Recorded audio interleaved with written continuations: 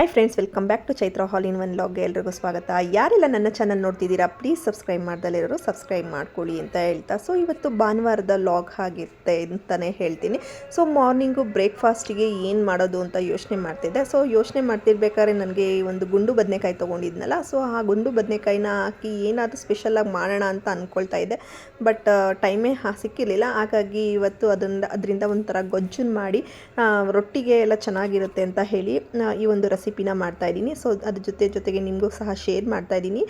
So ಮೊದಲಿಗೆ ನಾನಿಲ್ಲಿ ಗುಂಡು ಬದನೆಕಾಯಿ ಮೇಲೆ ಆಯಿಲ್ನ ಅಪ್ಲೈ ಮಾಡಿಕೊಂಡೆ. ನಂತರ ಈ ಒಂದನ್ನು 4 ಭಾಗಗಳು ಮಾಡಿಕೊಂಡು ಅದಕ್ಕೆ ಈರುಳ್ಳಿ, ಬೆಳ್ಳುಳ್ಳಿ ಮತ್ತು ಹಸಿಮೆಣಸಿನ್ಕಾಯಿನ ಹಾಕಿ ಇದನ್ನು ಒಲೆಯ ಮೇಲೆ ಇಟ್ಕೊಂಡು ಸುಟ್ಕೊಳ್ಬೇಕು. ಸೊ ಸುಟ್ಕೊಂಡು ಆದಮೇಲೆ ಅದನ್ನು ಚೆನ್ನಾಗಿ ಕೈಯಲ್ಲಿ ಕಿವುಚಿ ಅಥವಾ ಮಿಕ್ಸಿಯಲ್ಲಿ ಗ್ರೈಂಡ್ ಮಾಡಿದ್ರು ತೊಂದರೆ ಇಲ್ಲ. ನಂತರ ಅದನ್ನು ಚೆನ್ನಾಗಿ ಕಿವುಚ್ ಆದಮೇಲೆ ಇದಕ್ಕೆ ಸಣ್ಣದಾಗಿ ಒಂದು ಒಗ್ಗರಣೆ ಕೊಟ್ಟರೆ ಇದು ಒಂದು ಬದನೆಕಾಯಿ ಗೊಜ್ಜು. ಸೊ ತುಂಬ ಚೆನ್ನಾಗಿತ್ತು ಫ್ರೆಂಡ್ಸ್. ನಾನು ಫಸ್ಟ್ ಟೈಮ್ ಟ್ರೈ ಮಾಡಿದ್ದು. ಸೊ ನನಗೆ ಇದನ್ನು ಯಾರೂ ಹೇಳ್ಕೊಟ್ಟಿಲ್ಲ, ನಾನೇ ಓನಾಗಿ ಇದನ್ನು ಟ್ರೈ ಮಾಡಿದ್ದು. ಸೊ ನೋಡೋಣ ಯಾವ ರೀತಿ ಬರುತ್ತೆ ಅಂತ ಹೇಳಿ. ಇದಕ್ಕೆಲ್ಲ ಈರುಳ್ಳಿ ಸ್ಟಫಿಂಗ್ ಮಾಡಿ, ಮೆಣಸಿನ್ಕಾಯಿ, ಈರುಳ್ಳಿ ಎಲ್ಲ ಸ್ಟಫಿಂಗ್ ಮಾಡಿ ಈ ಥರ ಒಲೆ ಮೇಲೆ ಇಟ್ಕೊಂಡು ಸುಟ್ಕೊಂಡಿದ್ದು. ಸೊ ಫಸ್ಟ್ ಟೈಮ್ ಮಾಡ್ತಿದ್ರಿಂದ ಸ್ವಲ್ಪ ನನಗೂ ಹೇಗೆ ಬರುತ್ತೋ ಏನೋ ಅಂತ ಭಯ ಇತ್ತು. ಸೊ ತುಂಬ ಚೆನ್ನಾಗಿ ಬಂದಿತ್ತು. ಸೊ ಯೂಶ್ವಲಿ ಸಣ್ಣ ಬದನೆಕಾಯಲ್ಲಿ ಎಲ್ಲ ಮಾಡ್ತಾರೆ. ಇದು ಸ್ವಲ್ಪ ದಪ್ಪ ಇತ್ತು ಬದನೆಕಾಯಿ, ಹಾಗಾಗಿ ಅದರೊಳಗೆ ಮಾಡ್ಕೊಳ್ಳೋಣ ಅಂತ ಹೇಳಿ ಮಾಡ್ತಾಯಿದ್ದೀನಿ. ಸೊ ಯೂಶ್ವಲಿ ಸಂಡೇ ಸ್ವಲ್ಪ ಫ್ರೀ ಇರುತ್ತೆ. ಈ ಥರ ಕುಕ್ಕಿಂಗ್ ಎಲ್ಲ ಮಾಡಬೇಕಾದ್ರೆ ಆರಾಮಾಗಿ ಕೂಲಾಗಿ ಮಾಡ್ಬೋದು, ಯಾವುದೇ ರೀತಿ ಡಿಸ್ಟರ್ಬೆನ್ಸ್ ಇರೋಲ್ಲ. ಮಾರ್ನಿಂಗ್ ಎವ್ರಿ ಡೇ ಆದರೆ ತುಂಬಾ ಕೆಲಸಗಳಿರುತ್ತೆ. ಅದ್ರ ಮಧ್ಯೆ ಏನೋ ಒಂದು ಮಾಡ್ಕೊಂಡು ತಿಂದ್ಬಿಟ್ಟು ಹೋದರೆ ಸಾಕಪ್ಪ ಅನ್ನೋ ಥರ ಮೈಂಡಲ್ಲಿರುತ್ತೆ. ಸೊ ಸಂಡೇ ಆಗಿದ್ದರಿಂದ ಸ್ವಲ್ಪ ಲೇಟಾಗಿ ಎದ್ದಿರ್ತೀವಲ್ವ, ಹಾಗಾಗಿ ಇದನ್ನು ಮನೆಯಲ್ಲಿ ಫ್ರೀ ಇದ್ದಾಗ ಮಾಡೋಣ ಅಂತ ಹೇಳಿ ಈ ಥರ ಮಾಡ್ಕೊಳ್ತಾ ಇದ್ದೆ. ನೋಡೋಣ ಒಂದು ಎಕ್ಸ್ಪೆರಿಮೆಂಟ್ ಹೇಗಿರುತ್ತೆ ಅಂತ ಹೇಳಿ. ಸೊ ತುಂಬ ಚೆನ್ನಾಗಿ ಬಂದಿತ್ತು ಮಾತ್ರ. ಸೊ ನೋಡಿ, ಈ ಥರ ಎಲ್ಲ ಸಣ್ಣದಾಗೆಲ್ಲ ಚೆನ್ನಾಗಿ ಬೆಂದಿತ್ತು. ಸೊ ಬೆಂದಾದಮೇಲೆ ಈ ಥರ ಕಟ್ ಮಾಡಿಕೊಂಡು ಅದು ಲಾಸ್ಟ್ ಹಿಂದ್ಗಡೆ ಇದಿರುತ್ತಲ್ಲ ಅದನ್ನು ತೆಗೆದು ಸಪ್ರೇಟಾಗಿ ಇಟ್ಕೊಂಡು ಸ್ವಲ್ಪ ಬಿಸಿ ಎಲ್ಲ ಹಾರ್ಕೊಂಡ್ಮೇಲೆ ಕೈಯಲ್ಲಿ ಕೂಡ ಸ್ಮ್ಯಾಶ್ ಮಾಡ್ಕೊಳ್ಬೋದು. ಸೊ ನಾನು ಮಿಕ್ಸಿಯಲ್ಲಿ ಸ್ವಲ್ಪ ಸಣ್ಣದಾಗಿ ಗ್ರೈಂಡ್ ಮಾಡ್ಕೊಂಬಿಟ್ಟೆ. ಸೊ ಸ್ವಲ್ಪ ತರ್ತರಿಯಾಗಿ ಮಾಡಿಕೊಂಡೆ. ಸೊ ನಾನು ಸುಟ್ಟಿರ್ತಕ್ಕಂಥ ಈರುಳ್ಳಿ, ಬೆಳ್ಳುಳ್ಳಿ ಎಲ್ಲ ಇತ್ತಲ್ಲ ಅದನ್ನು ಸಹ ಮಿಕ್ಸ್ ಮಾಡಿಕೊಂಡು ಗ್ರೈಂಡ್ ಮಾಡ್ಕೊಂಡಿದ್ದು. ಸೊ ಇನ್ನೊಂದು ಸೈಡು ನಾನು ರೊಟ್ಟಿ ಮಾಡ್ಕೊಳ್ಳೋಣ ಅಂತ ಹೇಳಿ ರೊಟ್ಟಿಗೆ ಅಕ್ಕಿ ಹಸಿಟ್ಟು, ಗೋಧಿ ಹಸಿಟ್ಟು, ಒಂದು ಸ್ಪೂನಷ್ಟು ಗೋಧಿ ಹಸಿಟ್ಟು ಮತ್ತು ರಾಗಿ ಹಿಟ್ಟು. ಸೊ ಇಷ್ಟು ಹಿಟ್ಟನ್ನು ಹಾಕ್ಕೊಂಡು ನಾನು ರೊಟ್ಟಿ ಮಾಡೋ ಅಂಥದ್ದು. ಬರೀ ರಾಗಿಯಲ್ಲೇ ಮಾಡೋದಿಲ್ಲ, ಅಕ್ಕಿ, ರಾಗಿ ಮತ್ತು ಗೋಧಿ ಹಿಟ್ಟು ಇಷ್ಟನ್ನು ಹಾಕಿ ನಾನು ರೊಟ್ಟಿ ಮಾಡ್ತೀನಿ. ಸೊ ಈ ಥರ ಸ್ವಲ್ಪ ಉಪ್ಪು ಹಾಕಿ ಈ ರೊಟ್ಟಿ ಹಿಟ್ಟಿಗೆ ಕಲಸಿಟ್ಕೊಂಡೆ. ಸೊ ರೊಟ್ಟಿಗೆ ಕಾಂಬಿನೇಷನ್ ಆಗಿ ತುಂಬ ಚೆನ್ನಾಗಿತ್ತು ಫ್ರೆಂಡ್ಸ್. ಎಷ್ಟು ಚೆನ್ನಾಗಿತ್ತು ಅಂದರೆ ತುಂಬ ಚೆನ್ನಾಗಿ ಬಂದಿತ್ತು. ಸೊ ಈ ಥರ ಕಲಿಸ್ಕೊಂಡು ಇಟ್ಕೊಳ್ಳೋದ್ರಿಂದ ನಾನು ಈ ಥರ ಬಳಿಯೋ ರೊಟ್ಟಿನೇ ಸಹ ನಾನು ಮಾಡೋ ಅಂಥದ್ದು. ಯಾವುದೇ ರೀತಿ ತಟ್ಟೋ ರೊಟ್ಟಿ ಎಲ್ಲ ಕಡಿಮೆ. ನಮ್ಮ ಮನೆಯಲ್ಲಿ ಯೂಶ್ವಲಿ ಬಳಿಯೋ ರೊಟ್ಟಿನೇ ನಾವು ಹೆಂಚು ಮೇಲೆ ಬಳಿಯೋ ಅಂಥದ್ದು. ಸೊ ಇನ್ನೊಂದು ಕಡೆ ಸೈಡು ಒಗ್ಗರಣೆ ಹಾಕ್ಕೊಂಡೆ. ಸೊ ಇದು ಒಗ್ಗರಣೆಗೆ ಸ್ವಲ್ಪ ಸಾಸಿವೆ, ಕಡಲೆಬೇಳೆ, ಕರಿಬೇವಿನ ಸೊಪ್ಪು, ಸ್ವಲ್ಪ ಹುಣಸೆಹಣ್ಣಿನ ರಸ ತೊಗೊಂಡಿದ್ದೀನಿ. ಸೊ ಇದಕ್ಕೆ ಉಪ್ಪು ಸಹ ನೋಡ್ಕೊಂಡು ಹಾಕ್ಕೊಳ್ಳಿ. ಈ ಥರ ಒಗ್ಗರಣೆ ಹಾಕೊಳ್ಳೋದ್ರಿಂದ ಅದು ಒಂದು ರುಚಿನೇ ಬೇರೆ ಥರನೇ ಇರುತ್ತೆ. ಸೊ ನಾವು ಬೇಯಿಸಿಟ್ಕೊಂಡಿದ್ವಲ್ಲ ಆ ಒಂದು ಒಗ್ಗರಣೆಗೆ ಮಿಕ್ಸ್ ಮಾಡ್ಕೊಳ್ಬೇಕು. ಸೊ ನಾನಿಲ್ಲಿ 1 ಗೆಡ್ಡೆಯಷ್ಟು ಈರುಳ್ಳಿನ ಸಹ ಹಾಕ್ಕೊಂಡಿದ್ದೀನಿ. ಸೊ ತುಂಬ ಚೆನ್ನಾಗಿರುತ್ತೆ. ಈರುಳ್ಳಿ ಬೇಡ ಅಂದರೆ ಸಹ ಸ್ಕಿಪ್ ಮಾಡ್ಕೊಳ್ಳಿ, ಯಾಕೆ ಆಲ್ರೆಡಿ ನಾವು ಈರುಳ್ಳಿನ ಅಂದರೆ ರುಬ್ಬೋದಕ್ಕೆ ಹಾಕ್ಕೊಂಡಿರ್ತೀವಲ್ವ. ಸೊ ಬೇಡ ಅಂದರೆ ತೊಂದರೆ ಇಲ್ಲ. ನಾನು 1 ಗೆಡ್ಡೆ ಈರುಳ್ಳಿ ಹಾಕ್ಕೊಂಡಿದ್ದೆ, ಸ್ವಲ್ಪ ಕ್ವಾಂಟಿಟಿ ಜಾಸ್ತಿ ಬೇಕು ಅಂತ ಹೇಳಿ. ಸೊ ನಂತರ ಇದನ್ನು ಚೆನ್ನಾಗಿ ಫ್ರೈ ಆದಮೇಲೆ ನಾವು ರುಬ್ಬಿರ್ತಕ್ಕಂಥ ಒಂದು ಬದನೆಕಾಯಿ ಪೇಸ್ಟ್ ಥರ ಇರುತ್ತಲ್ಲ, ಸೊ ಅದು ರುಬ್ಕೊಳ್ಳಿಲ್ಲ ಅಂದರೂ ಕೈಯಲ್ಲಿ ಸ್ಮ್ಯಾಶ್ ಮಾಡಿ ಹಾಕ್ಕೊಂಡ್ರೆ ಇನ್ನೂ ಚೆನ್ನಾಗಿರುತ್ತೆ. ಬಟ್ ನಾನು ರುಬ್ಬಿ ಹಾಕಿದೆ. ಸೊ ಸ್ಮ್ಯಾಶ್ ಮಾಡಿ ಏನೂ ಹಾಕೋಕ್ಕಾಗಲಿಲ್ಲ, ಸ್ವಲ್ಪ ಬಿಸಿ ಇತ್ತಲ್ಲ, ಹಾಗಾಗಿ ಕೈಯಲ್ಲಿ ಕಿವುಚೋದು ಬೇಡ ಅಂತ ಅಂದ್ಬಿಟ್ಟು ಈ ಥರ ಮಾಡಿಕೊಂಡೆ. ಇದಕ್ಕೆ ಸ್ವಲ್ಪ ಹುಣಸೆಹಣ್ಣಿನ ರಸ ಹಾಕಿದ್ರೆ ಸೊ ತುಂಬ ಚೆನ್ನಾಗಿರುತ್ತೆ ಫ್ರೆಂಡ್ಸ್. ಒಮ್ಮೆ ಟ್ರೈ ಮಾಡಿ. ಚಪಾತಿ ಮತ್ತು ರೊಟ್ಟಿಗೆಲ್ಲ ಸೂಪರ್ ಕಾಂಬಿನೇಷನ್ ಅಂತಲೇ ಹೇಳ್ತೀನಿ.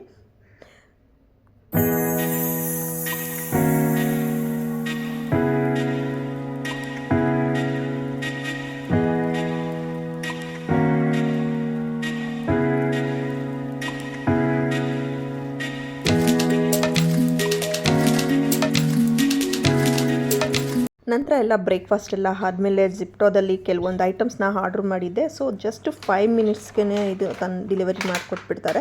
So quality wise okay. Already ಇದು 3 ಟೈಮ್ಸ್ ನಾನು ತರಿಸ್ತಿರ್ತಕ್ಕಂಥದ್ದು. ಓಕೆ, ಕೆಲವೊಂದು ಟೈಮು ಚೆನ್ನಾಗಿ ಬಂದಿರುತ್ತೆ, ಕೆಲವೊಂದು ಟೈಮ್ ಚೆನ್ನಾಗಿ ಬಂದಿಲ್ಲ ಅಂತ ಏನೂ ಕಂಪ್ಲೇಂಟ್ ಇಲ್ಲ. ಎಲ್ಲ ಟೈಮಲ್ಲೂ ಚೆನ್ನಾಗಿರೋದೇ ಡೆಲಿವರಿ ಮಾಡಿದ್ದಾರೆ. ಸೊ ನಮಗೇನಾದರೂ ಸಡನ್ನಾಗಿ ಕೊತ್ತಂಬರಿ ಸೊಪ್ಪು, ಪುದೀನ ಸೊಪ್ಪು ಆ ಥರ ಎಲ್ಲ ಬೇಕು ಅಂತಂದರೆ ಈ ಥರ ಒಂದು ಇವಾಗ ಬೇಗ ಒಂದು 5 ಮಿನಿಟ್ಸಲ್ಲೇ ತಂದು ಮನೆಗೆ ಡೆಲಿವರಿ ಮಾಡೋ ಥರ ಆ್ಯಪ್ಗಳೆಲ್ಲ ಬಂದಿದೆ. ಸೊ ಅದರೊಳಗೆ ನಾನು ಜಿಪ್ಟೋದಲ್ಲಿ ನಾನು ತರಿಸಿದ್ದು. ಸೊ ಆರೆಂಜು ಮತ್ತು ಕ್ಯಾರೆಟು, ಸೌತೆಕಾಯಿ ಇದೆಲ್ಲ ಪರವಾಗಿಲ್ಲ, ವರ್ತ್ ಅಂತ ಅನಿಸ್ತು. ಜಸ್ಟ್ ಇಷ್ಟು ಐಟಮ್ಗೆ ನನಗೆ ಜಸ್ಟ್ 200 ರುಪೀಸ್ ಅಷ್ಟೇ ಆಗಿದ್ದು. ಮತ್ತು ಮಸ್ಕ್ ಮೆಲನ್ನು, ಆಲೂಗೆಡ್ಡೆ ಇಷ್ಟು ಕೆಲವೊಂದು ಐಟಮ್ಸ್ ಬೇಕಿತ್ತು. ಹಾಗಾಗಿ ಸುಮ್ಮನೆ ಕೂತ್ಕೊಂಡಿದ್ವಲ್ಲ, ಏನಾದರೂ ಮಾಡ್ತಾಯಿರ್ತೀವಿ, ಸುಮ್ಮನೆ ಕೂತ್ಕೊಂಡಾಗ ಏನಾದರೂ ಒಂದು ಕೆಲಸ ಮಾಡಲಿಲ್ಲ ಅಂದರೆ ಸಮಾಧಾನ ಆಗೋದಿಲ್ಲ. ಹಾಗಾಗಿ ಇಲ್ಲಿ ನೋಡಿ ವಾಟರ್ ಮೆಲನ್ನು, ಕಿತ್ತಳೆ ಹಣ್ಣು ಈ ಥರ ಸ್ವಲ್ಪ ಫ್ರೂಟ್ಸ್ನು ಎಲ್ಲ ತರಿಸ್ಕೊಂಡೆ. ಸೊ ವರ್ತ್ ಅಂತ ಅನಿಸ್ತು. ಜಸ್ಟ್ 200 ರುಪೀಸ್ಗೆ ಇಷ್ಟು ಐಟಮ್ಸ್ ಕೂಡ ಬಂದಿದ್ದು. ಸೊ ಫಸ್ಟು ಇದು 3rd ಟೈಮ್ ತರಿಸ್ತಿರೋದು ನಾನು. ಓಕೆ, ಕ್ವಾಲಿಟಿ ವೈಸು ಚೆನ್ನಾಗಿರುತ್ತೆ. ಏನಾದರೂ ಸಡನ್ನಾಗಿ ನಮಗೇನಾದರೂ ಬೇಕು ಅಂದರೆ ಇಮ್ಮಿಡಿಯೇಟ್ಲಿ 5 ಮಿನಿಟ್ಸಲ್ಲಿ ಡೆಲಿವರಿ ಮಾಡಿಬಿಟ್ಟಿರ್ತಾರೆ. ಸೊ ಪರವಾಗಿಲ್ಲ ಅಂತ ಅನಿಸ್ತು ಈ ಒಂದು ಜಿಪ್ಟೋ ಇದು ಆ್ಯಪು. ಸೊ ನನ್ನ ಹಸ್ಬೆಂಡು ಬೇರೆ ಒಂದು ಆ್ಯಪಲ್ಲಿ ತರಿಸಿದ್ರು, ನೋಡೋಣ ಅದರೊಳಗೆ ಯಾವ ಥರ ಕೊಡ್ತಾರೆ ಅಂತ ಹೇಳಿ. ಬಟ್ ಅದರೊಳಗೆ ಏನು ಡಿಸ್ಕೌಂಟು ಆ ಥರ ಇಲ್ಲ, ಏನೂ ಕೊಡಲಿಲ್ಲ. ಇದರೊಳಗೆ ಪರವಾಗಿಲ್ಲ, ಜಿಪ್ಟೋದಲ್ಲಿ ಡಿಸ್ಕೌಂಟು ಮತ್ತು ಇದೆಲ್ಲ ಸಿಗುತ್ತೆ. ಬೇಕಿದ್ರೆ ನೀವು ಒಮ್ಮೆ ಟ್ರೈ ಮಾಡಿ, ಬೇಕಿದ್ರೆ ತರಿಸಿ ನೋಡಿ, ಕುಕ್ಕುಂಬರ್ ನೋಡಿ ಅಂತ ಅನಿಸುತ್ತೆ. ಬರೀ ಜಸ್ಟ್ 200 ರುಪೀಸ್. ಚೆನ್ನಾಗಿತ್ತಲ್ವ? Orange, muskmelon, watermelon. ಅದಕ್ಕೆ ನೋಡೋಣ ಇವತ್ತು ಆರೆಂಜ್ ಫ್ರೂಟ್ಸ್ ತರಿಸೋಣ, ಯಾವಾಗಲೂ ವೆಜಿಟೇಬಲ್ ತರಿಸ್ತೀವಲ್ಲ ಅಂತ. ಇವೆರಡೇ ವೆಜಿಟೇಬಲು. ಮತ್ತು ಗುವಾ ನೋಡಿ 3. ಚೆನ್ನಾಗೈತೆ. ಏನಾಗೈತೆ ಇಲ್ಲ, ಅದು ಇದು ಕಲರ್ ಅಷ್ಟೇ. ಮತ್ತು 2 ಇದು 27 ರುಪೀಸ್. ಇದು ಸ್ವೀಟ್ ಕಾರ್ನು. ಹಾಂ, ಅಲ್ಲೆಲ್ಲ ಅಪ್ಪ ಏನು ತಂದು ಕೊಡ್ತು ತೋರಿಸು. ಇದ್ಯಾವುದಿದು? ಇಷ್ಟು ದೊಡ್ಡದು ಲೈಸಲ್ಲಿ ತರಿಸಿದ್ರಾ? ಚಿಕ್ಕ ತರಿಸ್ಬೇಕಾಗಿತ್ತು. ಕಾಫಿ ಪೌಡರು ಹೇಳಿವ ನಾನು ನಿಮಗೆ. ಬಿಸ್ಕೆಟು ಇಷ್ಟಕ್ಕೆ ಎಷ್ಟಾಯಿತು ನಿಮ್ಮದು? ಎಷ್ಟು? 250? ಅದಂಗೆ 246. ಇದೊಂದೇ 50 ರೂಪಾಯಿ. ಇದು ಟೀ ಪೌಡರ್ 50 ರೂಪಾಯಿ ಕಣ್ರಿ, ರೆಡ್ ಲೇಬಲ್ಲು. ಇದು ಬಿಸ್ಕೆಟು. ಮತ್ತೇನು ಕೊಟ್ಟಿದ್ದಾನೆ ಅವ್ನು ಕ್ಯಾಶ್ ಬ್ಯಾಕ್ ನಿಮಗೆ? ವೇಸ್ಟ್ ಹಂಗಾರದು. ಸೊ ಸಂಡೇ ಆಗಿದ್ದರಿಂದ ನಾವು ಹೊರಗಡೆ ಎಲ್ಲೂ ಹೋಗಲಿಲ್ಲ ಈ ವಾರನೂ ಕೂಡ. ಸೊ ಯೂಶ್ವಲಿ ಸಂಡೇ ಆಯಿತು ಅಂದರೆ ಎಲ್ಲರೂ ಹೊರಟ್ಬಿಡ್ತಿದ್ವಿ. ಬಟ್ ಈ ವರ್ಷ ಆಗೋದಿಲ್ಲ ಅಂದ್ಕೊತೀನಿ. ಮಗಳು SLC, ಸೊ ಅವಳು ಓದ್ಕೊತಿದ್ಲು. ಮಗ ನೀನು ಎಕ್ಸಾಮ್ ಸ್ಟಾರ್ಟ್ ಆಗ್ತಿದ್ದೆ, ಅವನಿಗೂ ಸ್ವಲ್ಪ ಪ್ರಿಪೇರ್ ಮಾಡೋಣ ಅಂತ ಅಂದ್ಕೊಂಡು ಅವನಿಗೆ ಪ್ರಿಪೇರ್ ಮಾಡ್ತಿದ್ವಿ. ಸೊ ಈ ಬಿಲ್ಡಿಂಗ್ಗೆ ಪೇಂಟ್ ಮಾಡಿಸೋಣ ಅಂತ ಹೇಳಿ ಪೇಂಟರ್ ಬಂದು ಅವರು ನೋಡ್ತಾಯಿದ್ರು ಬಿಲ್ಡಿಂಗ್ ಏನು ಮೆಷರ್ಮೆಂಟು ಅಂತೆಲ್ಲ ಚೆಕ್ ಮಾಡ್ಕೊಳ್ತಿದ್ರು, ಯಾವ ಥರ ಪೇಂಟ್ ಮಾಡಿಸೋದು ಅಂತ ಹೇಳಿ. ಕಲರ್ ಈ ಸರಿ ಚೇಂಜ್ ಮಾಡಿಸೋಣ ಅಂತ. 10 ವರ್ಷ ಆಯಿತು ಬಿಲ್ಡಿಂಗ್ ಕಟ್ಟಿ, ಹಾಗಾಗಿ 10 ವರ್ಷ ಆದಮೇಲೆ ಪೇಂಟ್ ಮಾಡಿಸ್ತಾ ಇದ್ದೀವಿ. ಸೊ ಫಸ್ಟು ಮೊದಲಿಗೆ ಕ್ರ್ಯಾಕ್ ಫಿಲ್ಲೆಲ್ಲ ಮಾಡಿ ನಂತರ ಪೇಂಟಿಂಗ್ ಮಾಡಬೇಕು. ಸೊ ಪೇಂಟರೆಲ್ಲ ಹೋಗಿ ನೋಡಾದ್ಮೇಲೆ ಮತ್ತೆ ಬಂದು ಕೂತ್ಕೊಂಡು ಓದ್ಕೊತಾ ಇದ್ದ ಮಗ. ನಾನು ಮತ್ತು ಹಸ್ಬೆಂಡು ಸ್ವಲ್ಪ ಟೀ ಕುಡಿದ್ವಿ, ಸ್ವಲ್ಪ ಹೊತ್ತು ರೆಸ್ಟ್ ಮಾಡಿ ನಂತರ ಈವ್ನಿಂಗು ಒಂದು 5:30ಗೆ ಬಟ್ಟೆ ಎಲ್ಲ ವಾಶ್ ಮಾಡಿಟ್ಟಿದ್ದೆ. ಸೊ ತುಂಬ ಬಿಸಿಲಿರೋದ್ರಿಂದ ಬಿಸಿಲು ಟೈಮಲ್ಲಿ ನಾನು ಬಟ್ಟೆ ಎಲ್ಲ ಒಣಗಾಕೋದಿಲ್ಲ. ಸೊ ಯಾಕೆ ಅಂತಲೇ ಶೇಡ್ ಆಗಿಬಿಡುತ್ತವೆ ಅಂತ ಹೇಳಿ. ಸೊ ಸ್ವಂತ ಮನೆ ಅಂತ ಇದ್ದರೆ ಈ ಥರ ಎಲ್ಲ ಟೆರೆಸ್ ಮೇಲೆ ಗಾರ್ಡನ್ ಮಾಡ್ಕೊಳ್ಳೋದಕ್ಕೆ ಎಷ್ಟು ಚೆನ್ನಾಗಿರುತ್ತೆ ಅಲ್ವಾ. ಸೊ ನಾವು ಮನೆ ಕಟ್ಟೋ ಟೈಮಲ್ಲಿ ಇಷ್ಟು ಗಾರ್ಡನ್ ಇರಲಿಲ್ಲ. ಮನೆ ಕಟ್ಟೋ ಟೈಮಲ್ಲಿ ಒಂದೊಂದಾಗಿ ನಾನು ಮನೇಲೇ ಇರ್ತಿದ್ದೆ. ಸೊ ಹಾಗಾಗಿ ಸ್ವಲ್ಪ ಗಾರ್ಡನ್ ಎಲ್ಲ ಎಕ್ಸ್ಟ್ರಾ ನಾನು ಮಾಡ್ಕೊಂಡ್ಬಿಟ್ಟೆ. ಸೊ ಸುಮಾರು ಒಂದು 100 ಗಿಡಗಳನ್ನು ಇಟ್ಕೊಂಡಿದ್ದೆ. ಬಟ್ ಇವಾಗ ನಾನು ಅಂಗಡಿಯಲ್ಲಿ ಕೆಲಸ ಎಲ್ಲ ಮಾಡೋದ್ರಿಂದ ಇಲ್ಲಿ ಮೇಂಟೈನ್ ಮಾಡೋದಕ್ಕೆ ತುಂಬಾ ಕಷ್ಟ ಆಗ್ತಿದೆ. ಹಾಗಾಗಿ ನಾನು ವೀಕ್ಲಿ ಬಂದಾಗೆಲ್ಲ ಟೆರೆಸ್ ಮೇಲೆ ಒಂದೊಂದು 2 ಪಾಟ್ನ ಕಡಿಮೆ ಮಾಡ್ತಲೇ ಇದ್ದೀನಿ. ಸೊ ಇವಾಗ ಒಂದು 70 ಪಾಟ್ಸ್ ಇರ್ಬೋದೇನೋ ಅಷ್ಟೇ. ಅದು ಇನ್ನೂ ಕಡಿಮೆ ಮಾಡಬೇಕು ಅಂತ ಅಂದ್ಕೊಂಡು ಒಂದೊಂದೇ ರಿಮೂವ್ ಮಾಡ್ತಲೇ ಇದ್ದೀನಿ. ಸೊ ನಮ್ಮ ಹಸ್ಬೆಂಡ್ ಅಂತೂ ಬೈತಿರ್ತಾರೆ, ಎಷ್ಟೊಂದು ಪಾಟ್ ಇಟ್ಕೊಂಡ್ಬಿಟ್ಟೆ ನೀನು, ಎಲ್ಲ ತೆಗಿ ಅಂತ ಹೇಳ್ತಿರ್ತಾರೆ. ಅವ್ರ ಕೈಲೇ ತೆಗಿಸ್ತಾ ಇರ್ತೀನಿ.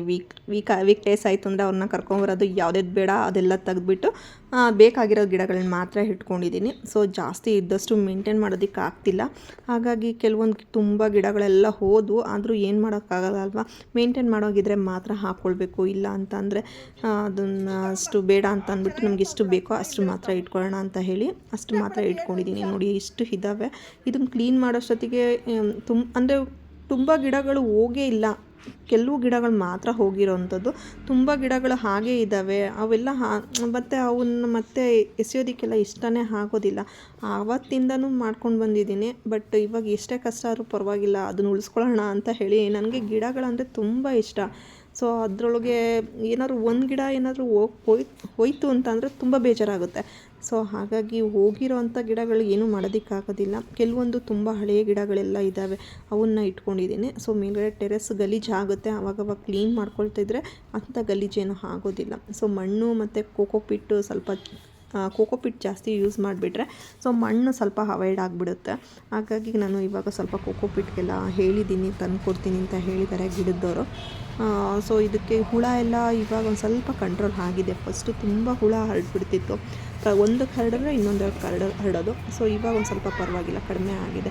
ಸೊ ಸ್ವಂತ ಮನೆ ಆಗಿರೋದ್ರಿಂದ ಇಷ್ಟೊಂದು ಪಾಟ್ ಇಟ್ಕೊಂಡಿದ್ದೀನಿ. ಅದೇ ಬಾಡಿಗೆ ಮನೇಲಾಗಿದ್ದರೆ ನಿಜವಾಗ್ಲೂ ಓನರ್ ಬಿಡ್ತಿರ್ಲಿಲ್ಲ ಅಲ್ವಾ. ಸೊ ಹಾಗಾಗಿ ನೋಡಿ ಈ ಥರ ಮೇಂಟೈನ್ ಮಾಡ್ಕೊಳ್ತಾ ಇರಬೇಕು. ಸ್ವಂತ ಆದರೂ ಮೇಂಟೈನ್ ಮಾಡ್ಕೊಳ್ಬೇಕು, ಬಾಡಿಗೆ ಆದರೂ ಮೇಂಟೈನ್ ಮಾಡ್ಕೊಳ್ಬೇಕು, ಆವಾಗಲೇ ಚೆನ್ನಾಗಿರುತ್ತೆ.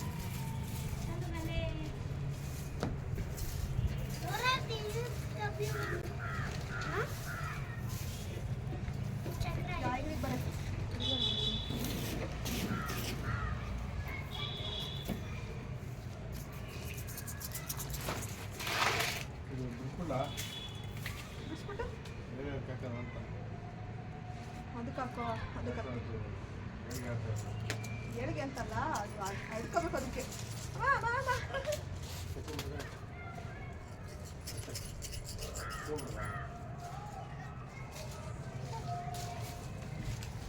ಹಾವು ಥರ ಬೆಳ್ಕೊಂಡು ಹೊಂಟೋಗ್ಬಿಟ್ಟಿದೆ.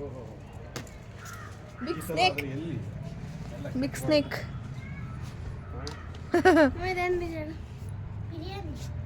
ಹುಳಿಕಾಳು ಬೀಜ ಅಲ್ಲ, ಅದೇ ಶಂಖಪುಷ್ಪ.